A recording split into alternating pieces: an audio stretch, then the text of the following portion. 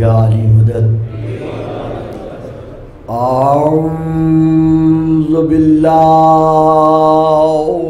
मिनश शैतानिर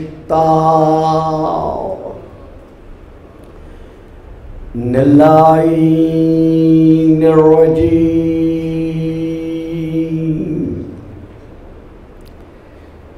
बिस्मिल्लाहिर्रहमानिर्रहीम।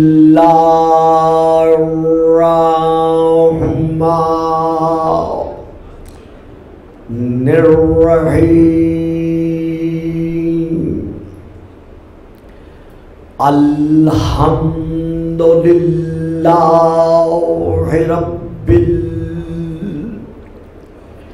खलाइक़ि वल बरिय्यात वालिमिज जहर वल खफिय्यात वबियदिही मलकूतुल अर्ज़ीना वस्समावात वस्सलातु वस्सलामु अलन नबिय्यिल उम्मिय्यिल करशिय्यिल हाशमिय्यिल लब्तहिय्यिल मक्किय्यिल मदनिय्यिल मबऊसे अलल अरब वल अजम बिल कासिम मुहम्मद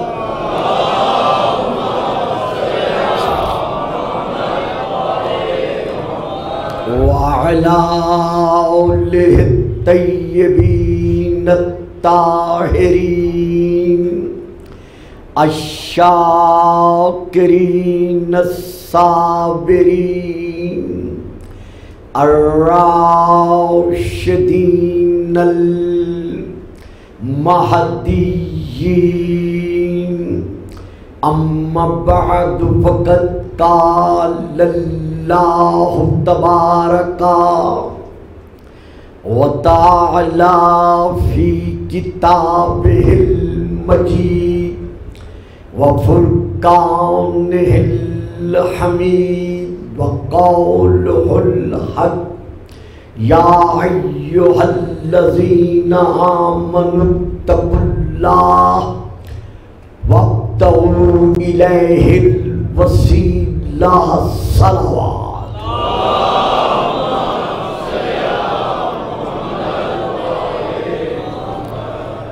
नारे तकबीर, नारे तकबीर, नारे रिसालत, नारे रिसालत, नारे हैदरी, नारे हैदरी।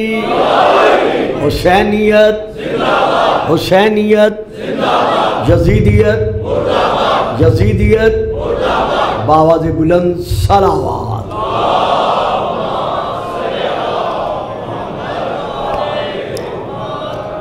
हस्ब साबिक हमारी सबसे पहले यही दुआ है कि खल्लाक़ आलम ज़िक्र मोहम्मद व आल मोहम्मद के तवस्सुल से हमारे मुल्क पाकिस्तान को, तमाम आलम इस्लाम को और पूरी दुनिया इंसानियत को इस कोरोना वबा से अमान अता फरमाए और हमारे मुल्क व मिल्लत को अल्लाह ताला अंदरूनी और बैरूनी खलफशार से महफूज रखे। इन दिनों में हम सब पर यह फ़र्ज़ है, वाजिब है कि हम अपने इर्द गिर्द के माहौल पर नज़र रखें और अगर कोई मशकूक शख्स हमें नज़र आए तो यहाँ जो भी इंतज़ामिया के अफराद मौजूद हैं, इदारे की तरफ से या हुकूमत की तरफ से, हम उन्हें फ़ौरन इत्तला करें, क्योंकि मुल्क की मोहब्बत ईमान की अलामत है, और इस सिलसिले में हमें चाहिए कि हम उस उसूल पर बाएतबार तकारीर और बाएतबार मिंबर कायम व दायम रहें कि अपना अकीदा मत छोड़ो और किसी के अकीदे को मत छेड़ो। अगर इस पर अमल पैरा तमाम वाइज़ीन, ज़ाकिरीन और नात गो और दीगर अफराद कायम व दायम रहे तो हमेशा हमेशा के लिए पाकिस्तान में हम तमाम मुसलमानान ने पाकिस्तान तस्बीह के दानों की तरह एक बनकर रह सकते हैं, और ज़रूरत भी यही है कि रहना चाहिए। दरूद पढ़िए, सलावत। खैर से जहाँ तक ताल्लुक़ है शियान मोहम्मद और आले मोहम्मद का, तो कल मैंने अर्ज़ किया था कि मोहम्मद और आले मोहम्मद अलैहिमुस्सलाम अल्लाह की बारगाह में वो वसीला है कि जिस वसीले को मानने का हुक्म अल्लाह ने ज़बाने बेज़बानी के साथ खुद बख्शा है। तो रसूल पाक के जो अस्माए गरामी कल मैंने अर्ज़ किए थे, हज़रत अल्लामा जामी साहब ने भी यही लिखा है शवाहिदुन नबुव्वा में कि रसूल के कम अज़ कम 1000 अस्माए मुबारका हैं, जिनमें से भाई बेटा चांद बेटा नहीं, बेटा ऐसे नहीं करना, आराम से बैठो मेरा बेटा, शाबाश। रसूल पाक के तकरीबन उनके नज़दीक 1000 अस्माए मुबारका हैं, जिनमें से 999 रसूल पाक के फिर सिफाती नाम हैं, और एक नाम रसूल कायनात का ज़ाती है, वो है मीम हे मीम दा। दरूद पढ़िएगा, सलाम।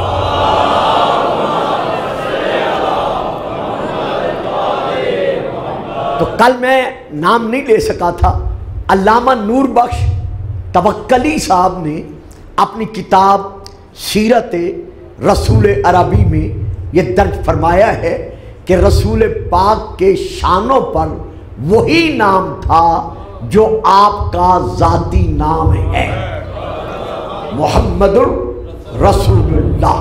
तो अब हम शियाने मोहम्मद और आले मोहम्मद का अकीदा बिल्कुल वाज़ेह है। हमारे सफ़े आइम्मा में से वो इमाम जिन्होंने तबलीग दीन में इस तरह अपना वक्त बसर किया कि 80,000 तलबा अपने अपने इलाकों में बैठ कर जब दर्से तफसीर, दर्से हदीस, दर्से तारीख देते थे तो उनकी ज़बान से निकलता था काल सादिक, यानी ये जो कुछ मैं कह रहा हूं ये मैं नहीं कह रहा, बल्कि काल सादिक अलैहिस्सलाम, ये सादिक अलैहिस्सलाम ने फरमाया है। तो हम शिया ने हैदर कर्रार को भी सादिक अलैहिस्सलाम ने यह हुक्मन फरमाया है कि अपनी हर नमाज वाजिबा के बाद अगर मुमकिन हो सके तो तुम अपने अकीदे का इजहार करो।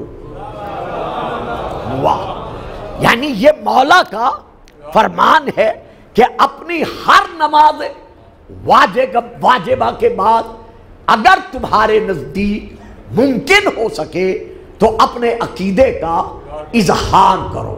और वो अकीदे का इजहार किन लफ्ज़ों में करना है? मेरे इज्तिमा में से मुझे यकीन है कि 95% मेरे सामीन इस इमाम के फरमान पर अमल कर रहे होंगे, और जो 5% या 7% नहीं कर रहे, ये मौला का फरमान है कि तुम हर नमाज के बाद वाजिबा के बाद ये दुआ मांगो, रज़ी तो बिल्लाह रब्बन। अब देखो पहला लफ्ज क्या है, अकीदे का इजहार करते हुए पहले क्या कहो? रज़ी तो बिल्लाह रब्बन बब्बे मोहम्मद नबीयन बब्बिल इस्लाम दीनन बब्बिल कुरआन किताबन बब्बिल काबत किबलतन बब्बे अलीयन वलियन व इमामा।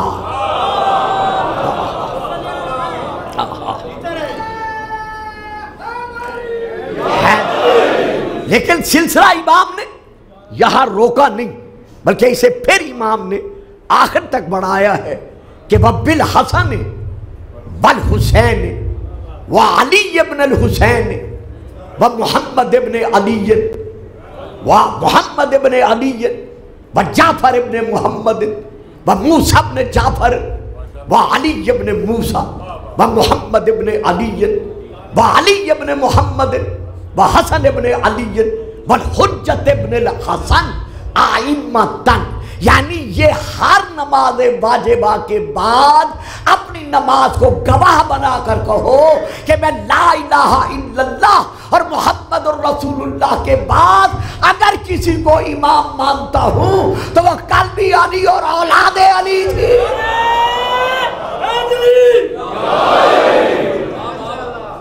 ये है हमारा वाज़े तौर पर अकीदा।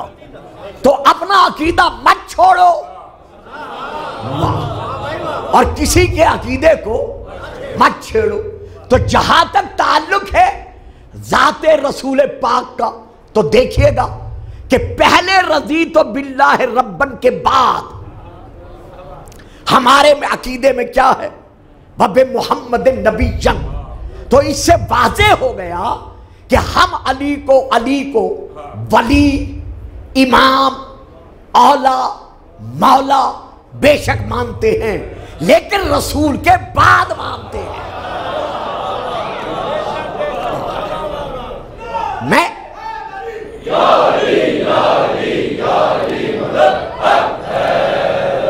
मैं हमेशा से ये ऐलान करता चला आ रहा हूं और आप में से कुछ बुजुर्ग शख्सियात ऐसी हैं जो मुझसे ये ऐलान बारहा सुन चुकी हैं कि शियाने मोहम्मद और आले मोहम्मद का यही अकीदा है, यही ईमान है कि हम अली को मानते हैं, औला भी मानते हैं, मौला भी मानते हैं, अफजलुल कायनात भी मानते हैं, लेकिन रसूल कायनात के बाद मानते हैं। और एक लफ्ज और भी सुन लो, अपनी मर्जी से नहीं मानते, हम अली को वही मानते हैं जो अल्लाह और अल्लाह के रसूल ने मनवाया।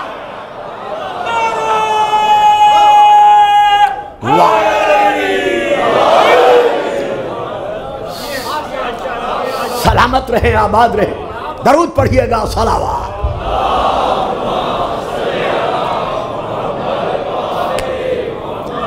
तो इस वक्त इसमें मोहम्मद के लिए सल्लल्लाहु अलैहि वसल्लम के लिए मैं एक हवाला दे रहा हूं अपनी आदत खिताबत के मुताबिक।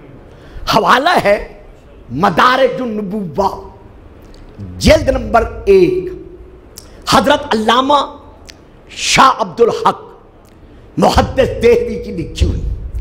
असल में यह किताब है फारसी में, इसका तर्जमा भी उर्दू में हो चुका है और असल भी सक्कर से छपी है और उर्दू तर्जमा भी इसका सक्कर से शाया हुआ है। इस किताब में उन्होंने एक वाक़या दर्ज किया है। जैसे उन्होंने किया है, मैं वैसे तो खैर नहीं पढ़ सकता क्योंकि टाइम नहीं है, हमारे यहाँ किताबों में ज़रा तफसील से है। और उन्होंने ये ताहीर किया है कि रसूल पाक की हयात तैयबा के ज़माने में एक रसूल पाक का उम्मती इस्तिस्का के मर्ज में मुब्तला हो गया और जितना उससे इलाज हो सकता था उसने अतिब्बा की तरफ रजू किया, लेकिन वो सेहतमंद ना हो सका। जब उसे यकीन हो गया अपनी मौत का, तो उसने अपने एक अजीज रिश्तेदार को बुलाया, कहा आखिरी वक्त में मैं तुमसे एक एहसान चाहता हूं। उस अजीज ने कहा बतलाइए मैं आपके लिए क्या काम आ सकता हूं। कहा और कुछ नहीं कहता, इतना करो फख्र मसीहा के दरबार में जाओ। उन्होंने तो नाम लिखा है लेकिन मैंने इशारतन अर्ज किया है, फख्र मसीहा के दरबार में जाओ, जितने अतिब्बा थे सब मुझे जवाब दे चुके हैं कि तुम्हारा मर्द इलाज के काबिल नहीं है, ला इलाज है। लिहाजा मेरे आका की बारगाह में पहुंचकर मेरा गुलामाना सलाम देकर उनसे यही अर्ज करो कि जो आपकी नजर में मेरी तकदीर में है उसके मुताबिक आप मेरा इलाज कीजिए। ये शख्स चला, रसूल पाक की बारगाह में पहुंचा, बाद सलाम उस गुलाम का पैगाम पहुंचाया। अब देखिए ये है असल फिक्रे।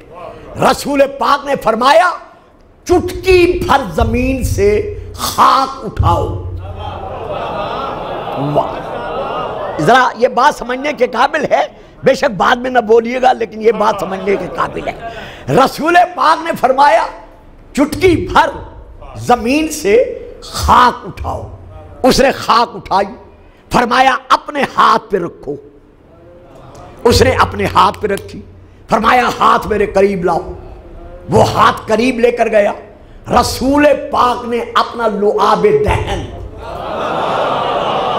वाह जी वाह, इसीलिए मैंने तवज्जो चाही थी कि थोड़ी सी तवज्जो की जरूरत है। रसूल पाक ने अपना लुआबे दहन उसके हाथ पर रखी हुई खाक पर उंडेल दिया, यानी डाल दिया। जैसे आपने लुआब डाला, फरमाया जाओ ले जाओ,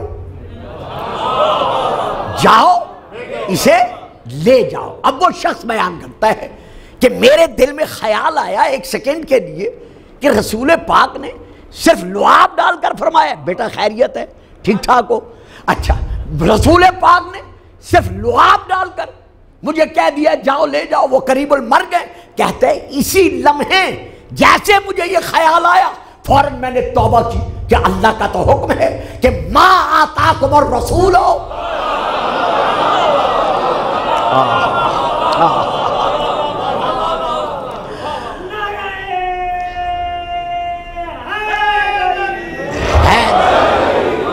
मा आताकुम रसूल फखुदूहु वमा नहाकुम अन्हु फंतहू। जो रसूल दे वो लो, और जिससे रसूल रोके उससे रुक जाओ। ये अगर जो मैंने सोचा है, अगर मैं इसी सोच में रहा तो मैं तो दायरे इस्लाम से खारिज हो जाऊंगा। वो लुआब वाला खाक, वो चुटकी भर खाक रसूल पाक के लुआब वाली वो लेकर वहां से तेजी से चला। जब उसके घर पहुंचा तो वो आखिरी सांसों पर था। घर वाले रो पीट रहे थे।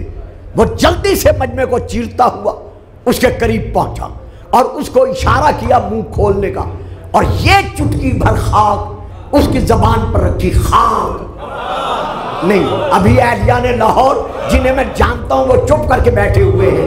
वो खाक जिसमें रसूल का लुआब था। हो नहीं साहब, मुझे वो कहते हैं ना बाद औकात एक कल्बी दुख होता है। मुझे कल्बी दुख हुआ है कि मैंने फिक्रा दे दिया है, मुझसे लिया नहीं गया। रसूल का उस पर लुआब था।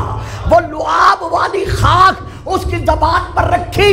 अभी हलक से खाक उतरी नहीं थी कि ला इलाहा इल्लल्लाह मुहम्मद रसूलुल्लाह पढ़ता हुआ।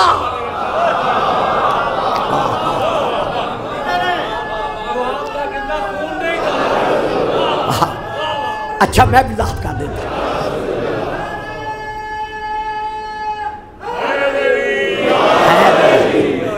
देखिए ना, जो मैंने जोर देकर कहा था, मेरे मोहतरम ने वही फिक्रा मेरी जुबान से लेके अदा कर दिया। खुदा सलामती दे। बड़े अरसे से मैं इन चेहरों से, इन चेहरों से, इन चेहरों से, सबसे इनकी दुआओं का मोहताज चला आ रहा हूं।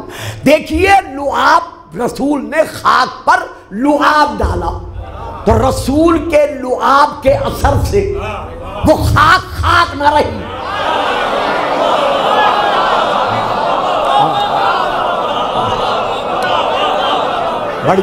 बड़ी रसूल पाक के लुआब के असर से वो खाक खाक न रही, बल्कि खाके शिफा बन रही। तो जब लुआब में ये असर है, वाह, नारा नहीं लगाएंगे, चुप करके बैठे रहेंगे।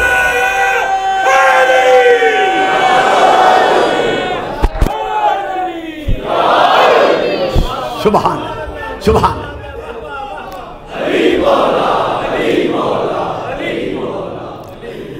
रसूल पाक के लुआब में ये असर है कि वो लुआब जिस खाक पर पड़ा है, उस लुआब ने उस खाक को खाक शिफा बना दिया है।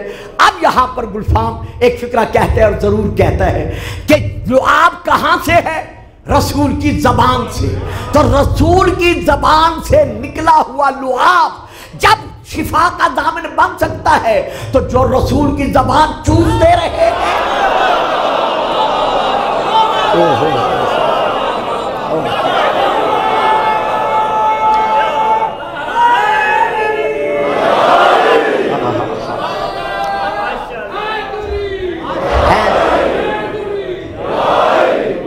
जो रसूल की जबान चूस कर परवान चढ़े हैं, उनके मुताल्लिक क्या कहा जाएगा और क्या सोचा जाएगा? या जिनके मुताल्लिक रसूल फरमाते रहे लाहमों का लाहमी, जिस्मों का जिस्मी, दमों का दमी, रूहों का रूही, नफ्सों का नफ्सी। तो आप कहने दो गुलफाम को कि जिस तरह रसूल का लुआब शिफा की जमानत है, इसी तरह आले मोहम्मद का घराना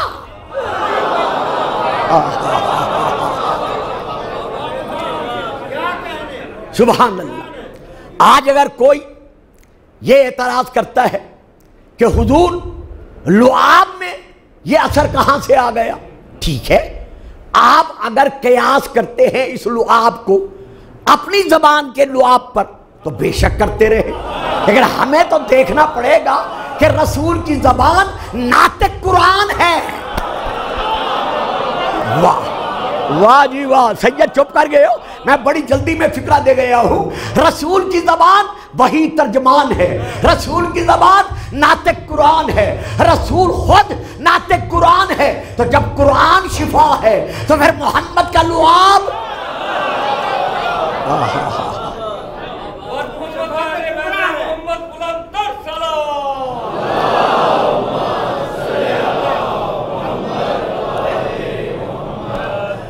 तो जब लुआब में ये असर है तो फिर खून में क्या असर होगा?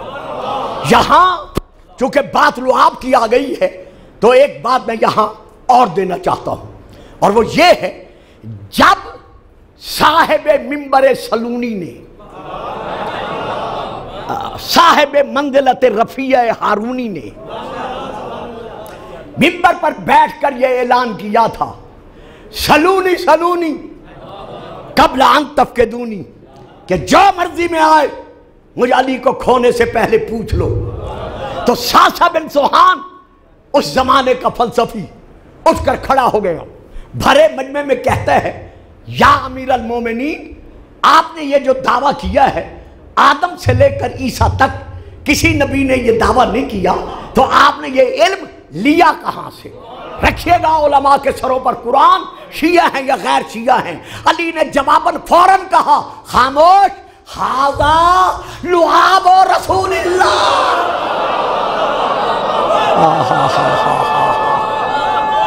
ओहो,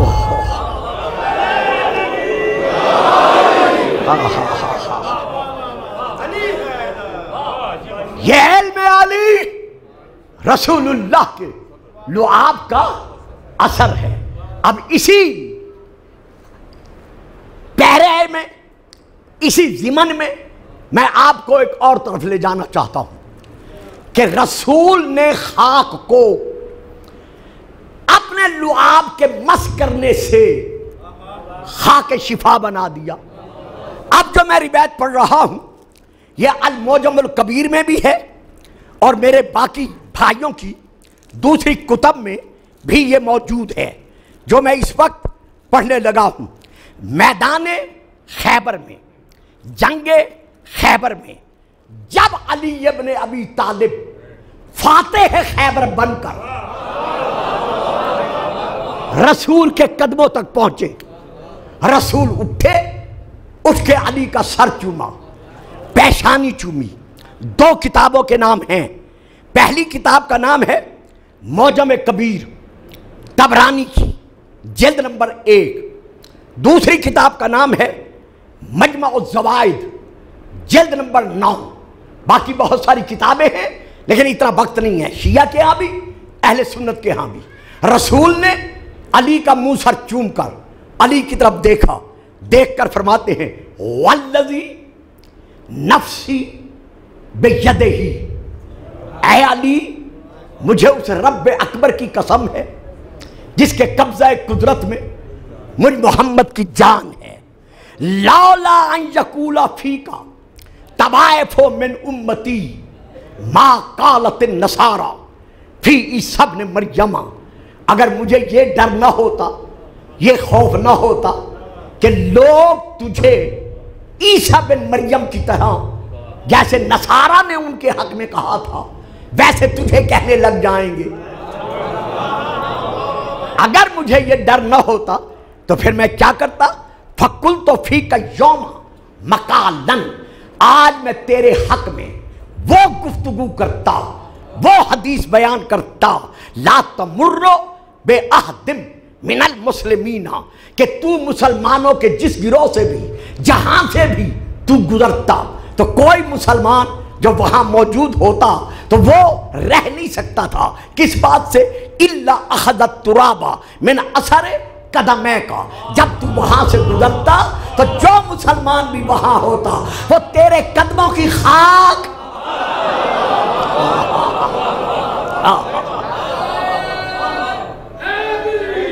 नहीं साहब, इस तरह नहीं, जिनका ईमान है मिल के नारा है वो तेरे कदमों की खाक उठा लेता, और उठाकर क्या करता, ये है फिक्रे यतलबूना बेहिल बरकता व यस्तशफूना बेही, वो इस खाक से बरकत हासिल करता और इस खाक से शिफा हासिल करता। तो जिस अली के पांव से मस होने वाली मिट्टी खाके शिफा हो सकती है, वो अली खुद शिफा देने का दामन क्यों नहीं हो सकता।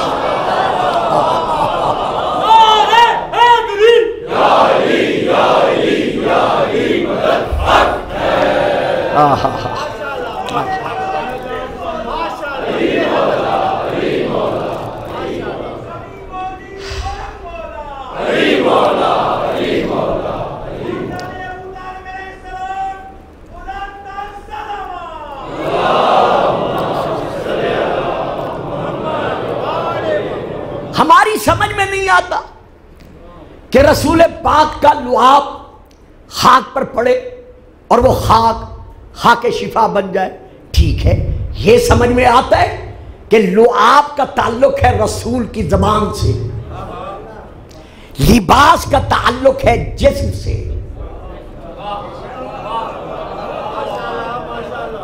लुआब का ताल्लुक है लिसान रसूल से, जबान रसूल से, यानी अंदर से, कुर्ते का ताल्लुक है जाहिरन जिस्म से। तो जनाब यूसुफ का कुर्ता, बेटा जी चुप करके बैठे हो, नहीं चुप नहीं बैठना चाहिए, मेरे सामने चुप नहीं बैठना चाहिए, दरूद पढ़िएगा सलावत।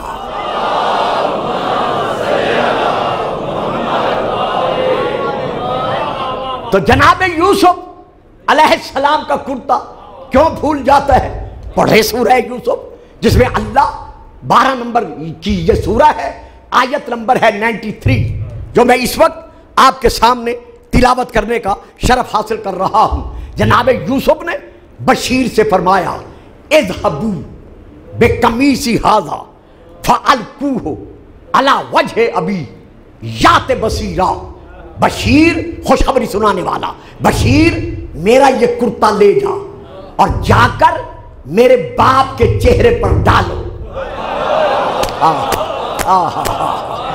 फालकू हो अला वजह अभी, ये मेरे बाप के चेहरे पर डालो। तो जब ये कुर्ता उसको दिया तो क्या कहा, याते बसीरा, मेरे वालिद की निगाह पलट कर वापस आ जाएगी। अब मैं फिर आयत नंबर पढ़ रहा हूं 96, जिसमें फिर इसका नतीजा है कि फलम्मा अनजा अल बशीरो अल काहू अला वजह ही, जनाब यूसुफ का कुर्ता बशीर ने जनाब याकूब के चेहरे पे डाला, अभी डाला ही था, मसी हुआ था, फतद्दा बसीरा, कि याकूब नबी की बिनाई पलट कर वापस आ गई। तो यूसुफ कौन है, हमारे नबी का उम्मती।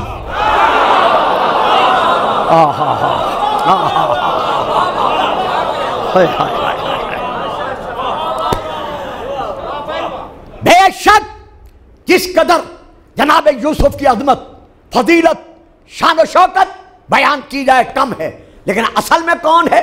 हमारे नबी का उम्मती। तो जिस हमारे नबी के उम्मती के कुर्ते में जो जाहिरन उसके जिस्म से कुछ देर के लिए मक्स हुआ है,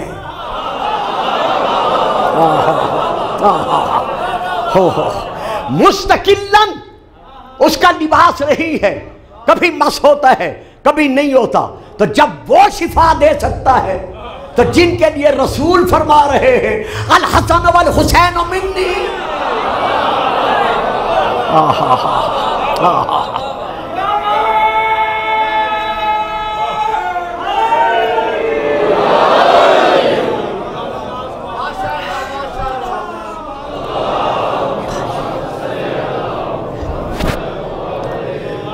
एक बार फिर दरूद पढ़िएगा, सलावा।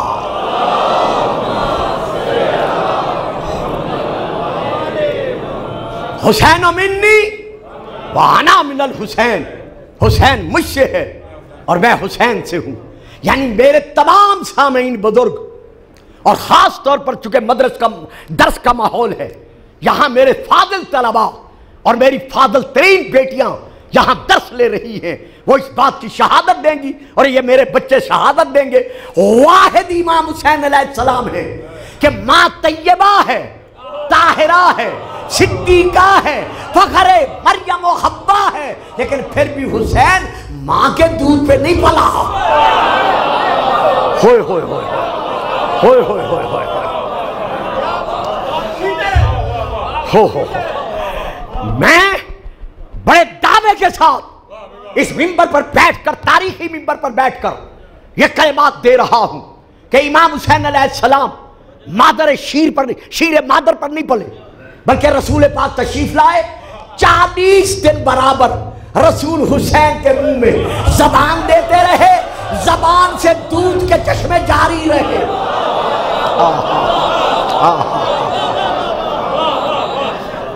हाँ हाँ,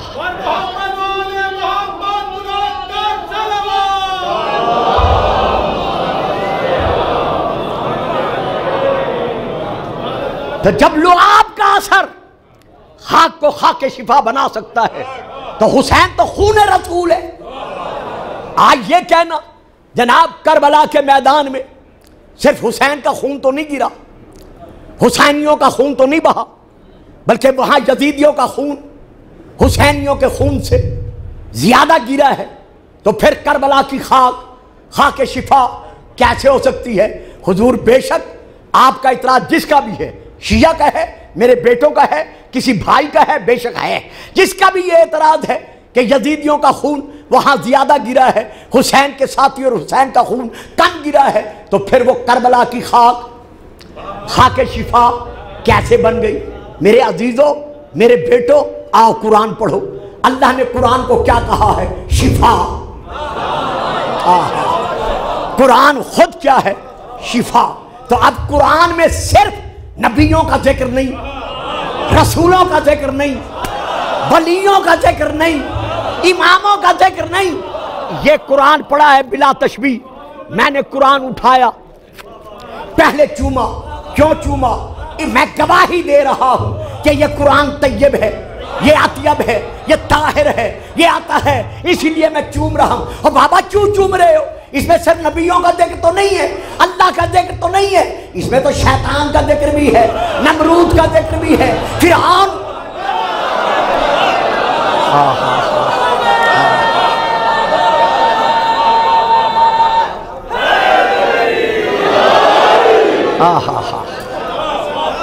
वाह, जालिमीन का जिक्र भी है, फासिकीन का जिक्र भी है, फिर क्यों चूम रहे हो? जवाब मिलता है कि कुरान की तहारत हर खबीस की खबासत पर, हर नजस की नजासत पर गालिब है। मालूम कसरत को नहीं देखना। चलो मैं इसे यूं समझा दूं, आब जारी है, पानी जारी है, नहर जारी है, दरिया जारी है, उस जारी आब से अगर खिंजीर गुजर जाए, बस मैं तो पढ़ गए, अगर नजस कुतब गुजर जाए, अगर काफिर मुशरिक गुजर जाए तो उसके गुजरने से पानी नजस नहीं होता, बल्कि वो और नजस बन जाता है। हाय हाय, ओहो, जहां जहां से वो गुजरता है, जहां जहां उसके जिस्म गीले जिस्म के पानी के कतरे गुजरते हैं, वो जगह नजस हो जाती है। तो अब तहारत आबे रवा में फर्क नहीं आता, वो जैसे पाक था वैसे पाक रहता है। तो हुसैन की तहारत क्या है? इन्नमा युरीदुल्लाहु लियज़हिबा अन्कुमुर रिज्सा अहलल बैते व युत्ताहिरकुम तत्हीरा। हुसैन की तहारत कल भी नजासतों की नजासत पर गालिब थी और आज भी गालिब है। याद रखिएगा, अल्लाह ने किसी नजस शय में शिफा नहीं रखी। होय होय होय होय होय होय, अल्लाह ने किसी नजस शय में शिफा नहीं रखी, लेकिन खाके करबला को खाके शिफा बनाकर अल्लाह ने मनवा दिया है कि जिस घराने का हुसैन तहारत की इस मंजिल पर है, उस घराने का हसन, अली, फातिमा, मोहम्मद किस मंजिल पर होंगे। दरूद पढ़िएगा, सलावत।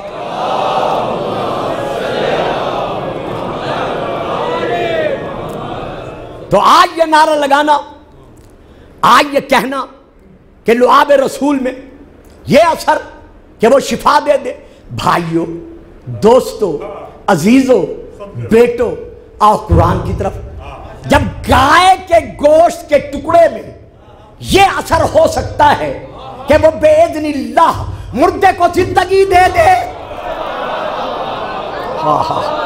हाय हाय, नहीं, मैं गुजरना चाहता था, आप चुप कर गए। दरूद पढ़िएगा, मैं यहां आयत पढ़ दूं।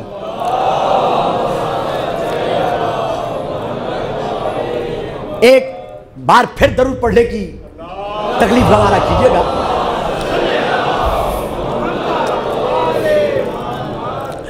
यहां पहले मैं खाक की बात करता हूं, फिर बात रह जाएगी, इंशाअल्लाह जिंदगी रही तो फिर सिलसिला आगे बढ़ाऊंगा।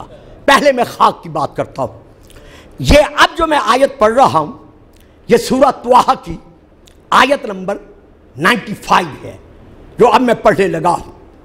काला फमा खतबो का या सामरियो, ऐ सामरी, तुझे ये ख्याल कैसे आया कि तूने गौशाला बनाकर जेवरात का सोना गाल कर उसका बछड़ा बनाया, ये तुझे ख्याल कैसे आया? अब वो जवाब देता है, काला बसुर तो बिमालम जब सुरो बेही फकबस तो कब्जतन मिन असर रसूल फनबस्तोहा व कज़ालिका सबलत ली नफ्सी। कि मूसा, जब आप दरिया से गुजर रहे थे अपने इसराइलियों को लेकर और दरिया में 12 रास्ते बन गए थे, तो मैं आपके पीछे पीछे था, तो मैं ये देख रहा था कि ये दरिया में रास्ते कैसे बने हैं। तो आपके आगे आगे एक घोड़े सवार था, जिसका जब मैंने आपसे पूछा था तो आपने फरमाया था वो जिब्राईल था, जो हमारे आगे आगे लश्कर को लेके चल रहा था। तो मैं उस सवार की सवारी को बड़ी तवज्जो से देख रहा था। तो मैंने देखा कि जहां जहां जिब्राईल के घोड़े का जमीन पर सुम पड़ता था, जो खुश्क हो चुकी थी, तो जैसे ही वो सुम उठाता था तो उस जगह से घास सब्जा उग आता था। तो मैं समझ गया कि इस सुम का असर है।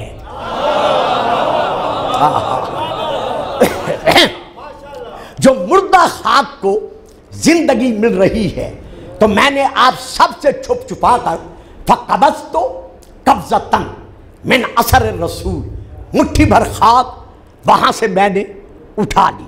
अब यह है आगे तफसीर कि जब मैंने आपको जाते हुए देखा कोहे तूर पर और आप अपनी वापसी में ताखीर कर गए, यानी वादे के मुताबिक जब जिस दिन आना था आपको अल्लाह ने रोक लिया, आप रुक गए, तो मेरे दिल में ख्याल आया, मैंने सारा जमा शुदा सोना गाल कर उसका एक बछड़े की सूरत बनाई, गौशाला बनाया, और वो जो मेरे पास मुट्ठी भर वो खाक थी जिब्राइल के घोड़े के सूंघों से मस होने वाली।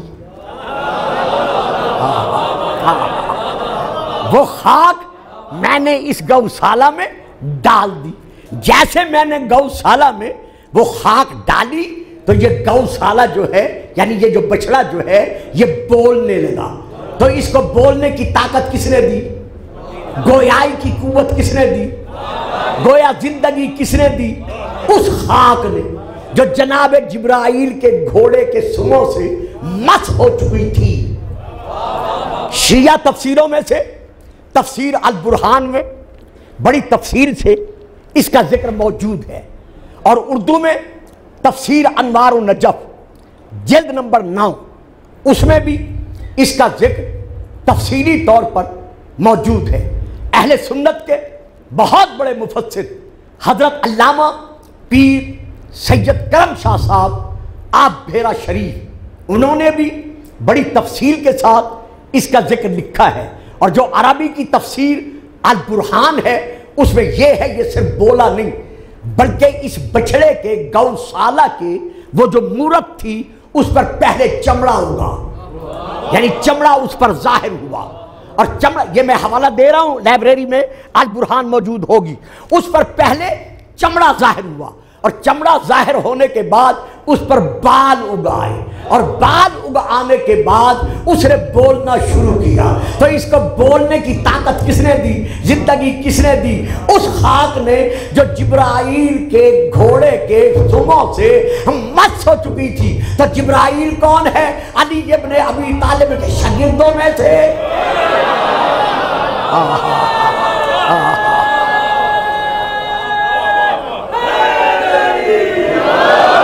यार नहीं, जिन दिल की धड़कनों में अली बसता है मिलके नारे है।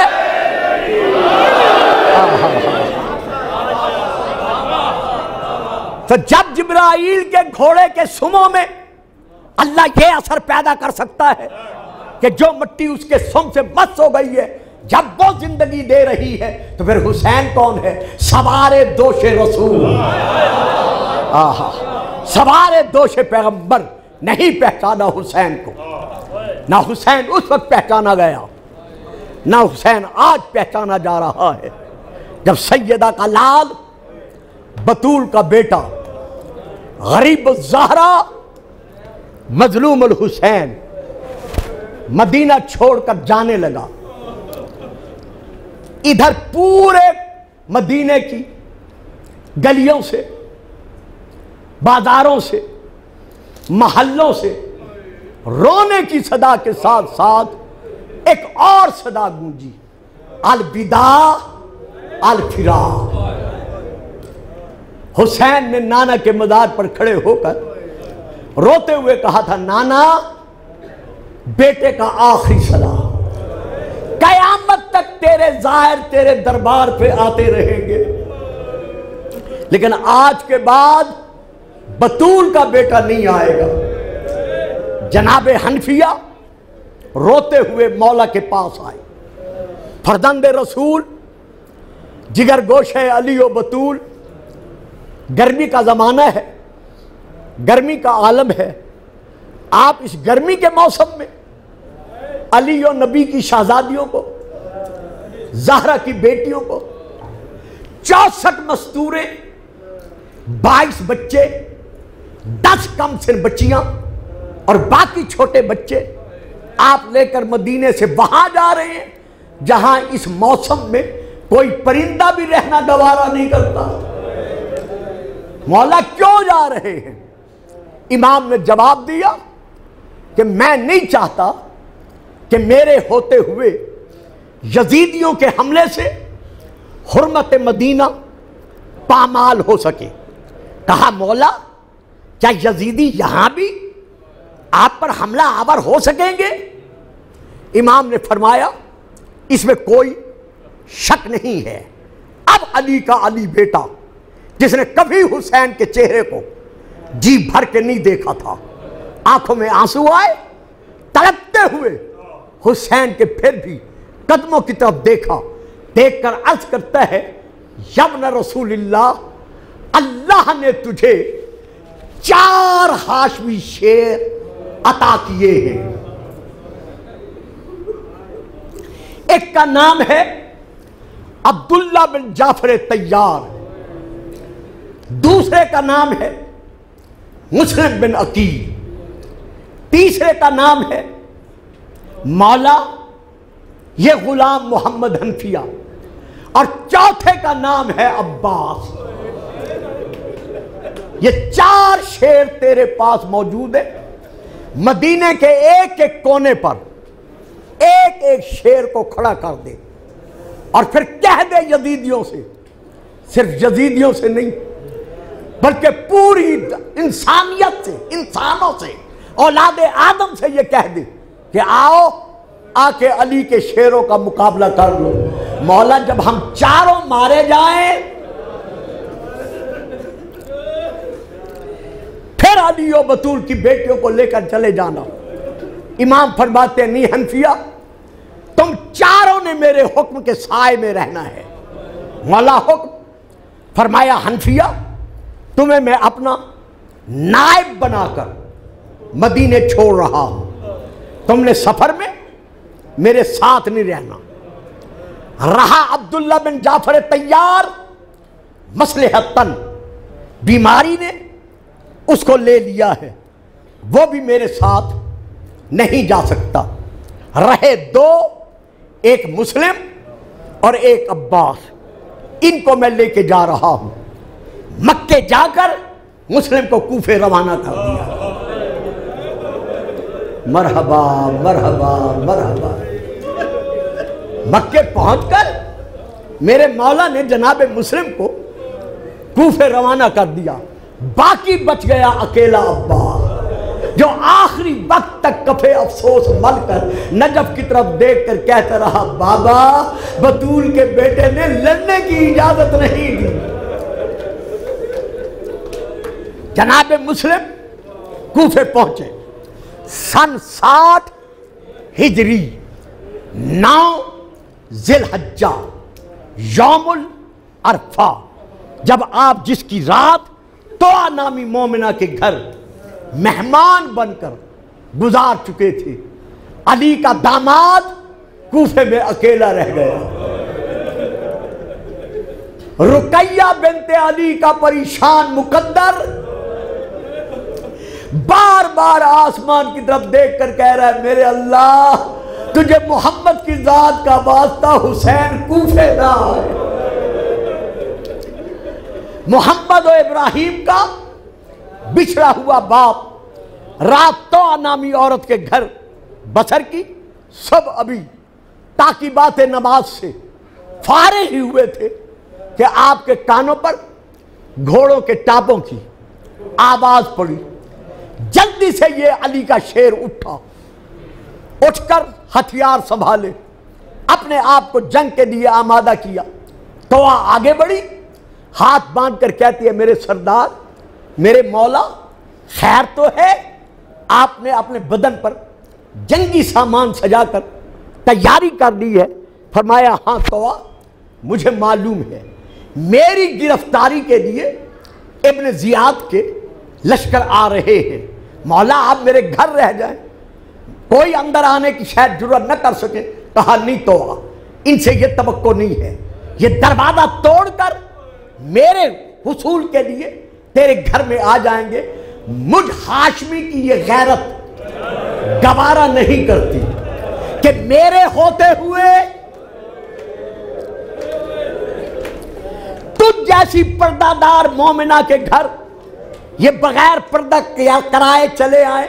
अब मैं आपकी तरफ से भी और अपनी तरफ से भी हाथ बांध कर कहता हूं, मौला मुस्लिम, कूफे में तो आपने इतना गवारा न किया कि कूफी बगैर पर्दा कराए आपकी कनीस तौआ के घर चले आए, लेकिन हाय शाम गरीबा,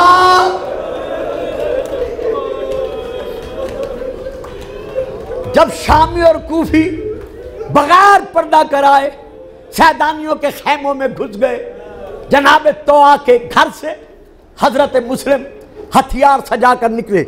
मोहम्मद बिन अशस मलून पहले अपने साथ 180 लश्करी लाया था। फिर इसने 300 और मंगाए, उसके बाद 500 मुताबिक तारीख और तलब किए, फिर 1200 लश्करी और मंगाए, जिस पर इब्न जियाद ने पैगाम भेजा कि एक मुस्लिम से लड़ने के लिए इतनी तादाद में लश्करी मंगवा रहे हो, अगर मैं तुम्हें करबला भेज दूं तो फिर तुम क्या करोगे? इसने जवाबन पैगाम भेजा कि तुझे ये मालूम नहीं है कि मैं किसी सब्जी फरोश से लड़ने नहीं आया, मैं अली के वारिस से लड़ने आया हूं। जनाब मुस्लिम ने ताबड़तोड़ हमले किए। पहले हमले में 150 अफराद जहन्नम पहुंचाए, दूसरे हमले में 500 अफराद जहन्नम पहुंचाए। जब चारों तरफ से इन जालिमों ने देखा कि मुस्लिम हमारे बस से बाहर है कि हम इस पर काबिज हो सके, तो अब इस मोहम्मद बिन अशरफ मलून ने क्या किया?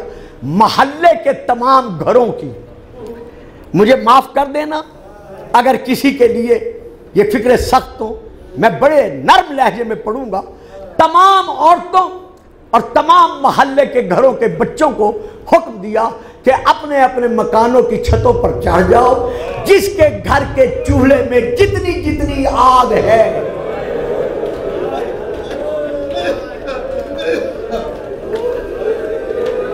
अल्लाह अकबर अल्लाह अकबर, इस तन्हा मुस्लिम पर वो आग बरसाओ, और जिनके घरों में आग नहीं है, अगर राख गरम घर में पड़ी हुई है तो इस पर वो राख बरसाओ।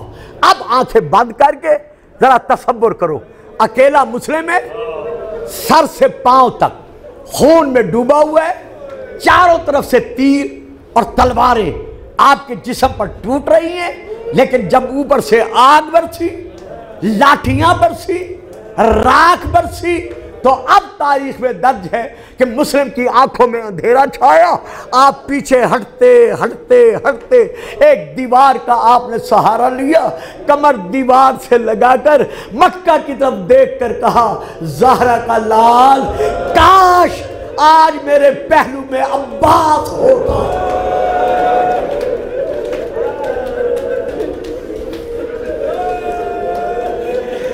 फिर इन जालिमों को पता चलता कि औलाद अली व बतूल का घराना कैसे लूटा जाता है। इन्होंने गड़ा खोदा, मुस्लिम गड़े में आए।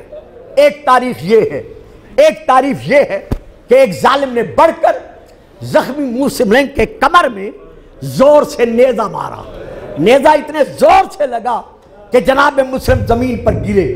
गिरते ही मोहम्मद बिन अशरफ मलून ने आपकी पेशानी पर इतनी जोर से तलवार मारी कि तलवार दिमाग तक उतर गई, पेशानी फट गई, ऊपर के लब फट गए, दंदाने मुबारक शहीद हुए। आपके गले में तौक डाला, हाथों में जंजीरें डाली, आपको कैदी बनाया, कैदी बना के ले चले। किस आलम में? यह है आपके गले में तौक। इस जालिम ने एक जंजीर ली, उस जंजीर का एक कोना जनाब मुस्लिम के गले के तौक में बांधा। बांधकर ये खुद घोड़े की जीन पर बैठा। अब मैं पढ़ नहीं सकता, सिर्फ रोने वाले मोमिनी खुद तसव्वुर कर सकते हैं। घोड़े की जीन से इसने वो जंजीर बांधी जिसका एक सिरा एक कोना इस जालिम ने जनाब मुस्लिम के गले के तौक के साथ बांधा था। अब ये जीन पर बैठा, जीन पर बैठकर इसने घोड़ा दौड़ाया। रोने वाला मुस्लिम कभी दाएं गिरा, कभी बाएं गिरा। अल्लाह अकबर। तारीख में 4 शख्सियतें मजलूमा ऐसी हैं, मजलूम ऐसे हैं जिनके गर्दन की जंजीर को घोड़े के जीन के साथ बांधा गया है। पहले नंबर पर जनाब मुस्लिम है, दूसरे नंबर पर आपके दोनों यतीम बेटे मोहम्मद और इब्राहिम। जब इनको हारिस ने कैदी बनाया तो उसने भी इनके गले में तौक डालकर जंजीर गले में बांधी। ये वही शहजादे हैं जब जनाब मुस्लिम को शहादत के लिए दारुल अम्मारा की छत पर खड़ा किया गया तो आपकी आंखों में आंसू भर आए। अमर बिन इब्न हमदान ये कहता है कि मुस्लिम मौत से डर के रो रहे हो? फरमाया नहीं। फिर क्यों रो रहे हो? आप आगे बढ़े, बढ़कर नीचे मैदान में मुसलमानों का बहुत बड़ा जम्मे गफीर देखा। देखकर कहते हैं कूफा वालों, कूफे के रहने वालों, मैं परदेसी मुस्लिम तुमसे ये नहीं कहता कि मेरी शहादत के बाद मेरे लाशे को गुस्ल देना, कफन पहनाना, कब्र खोद के दफन कर देना, ना, मैं तुमसे कुछ नहीं मांगता। इतना कहता हूं, कल यौमुल ईद है, तुम अपने घर के छोटे छोटे बच्चों को नहला धुलाकर, नया लिबास पहनाकर, उनको उंगलियों से पकड़कर मस्जिद में ले जाने की तैयारी करोगे। अगर जाते वक्त कहीं मुझ गरीब के परदेसी मिल जाए, मेरे यतीम मोहम्मद और इब्राहिम मिल जाए, तो उन पर कभी जुल्म न करना, उन्हें तमाचे न मारना। अल्लाह अकबर, अल्लाह अकबर। बकर बिन हमरान तलवार लेकर आगे बढ़ा। जनाब मुस्लिम ने जख्मी हालत में अपनी गर्दन झुकाई। इस जालिम ने तलवार मारी। तलवार मारकर पूरी गर्दन, पूरा सर तन से जुदा नहीं किया, बल्कि कुछ रगें काट कर बाकी रगों पर तलवार नहीं चलाई। जनाब मुस्लिम ऊपर छत से जब नीचे आए, इससे पूछा गया कि तूने सर तन से जुदा क्यों नहीं किया, रगें छोड़ क्यों दी? कहता है ये जालिम, मैं देखना चाहता था कि ये परदेसी सफीर हुसैन जमीन पर तड़पता कैसे है, जमीन पर हाथ पांव कैसे मारता है। ये मैंने किताब में नहीं पढ़ा, लेकिन कौम शरीफ में एक अल्लामा से मैंने सुना था कि जब जनाब मुस्लिम का लाशा जख्मी जमीन पर गिरा तो मुस्लिम के लाशे के चारों तरफ से एक खातून की आवाज आई, एक बीबी की आवाज आई, और मेरा सफीर बेटा,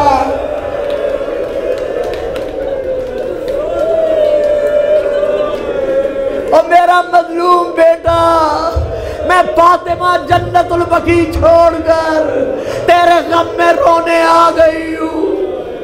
लाशा जमीन पर गिरा। अल्लाह अकबर। बस आखिरी दो जुमले ले ले, मौला सलामती दे। सैयदा आपको दुआएं दे रही है। मेरे भाई नकवी साहब के घर में भी जो थोड़े से अफराद हैं, खुदा उन सबको और आपको सेहत कामला दे। जब जनाब मुस्लिम जमीन पर गिरे, ये बकर बिन हमरान आगे बढ़ा, बढ़कर जर्ब लगाई, सर तन से जुदा हुआ। हमेशा यह दस्तूर रहा है कि जिस इलाके के मुसलमानों को यह पता चल जाए कि ये परदेसी, ये मुसाफिर, ये गरीबुल वतन मरने वाला मुसलमान था, वो चंदा करके उसे गुस्ल भी देते हैं, कफन भी पहनाते हैं, दफन भी करते हैं, नमाज जनाजा भी पढ़ाते हैं।